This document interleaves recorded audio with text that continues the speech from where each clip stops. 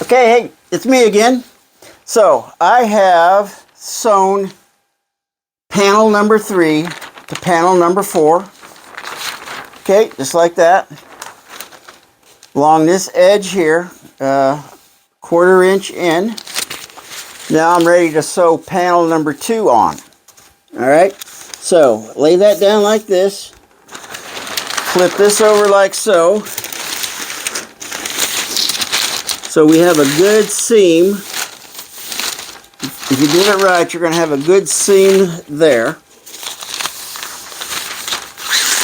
And of course, we don't care about which side is up.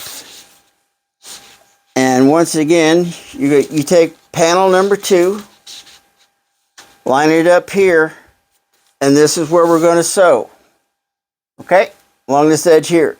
You sew that, you come back, scoot it over, unfold panel number 2, take panel number 1, and sew that.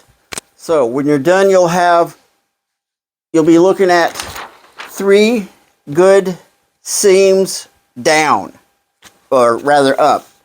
Your good seams will be up, and your bad seams, or that seam will be down.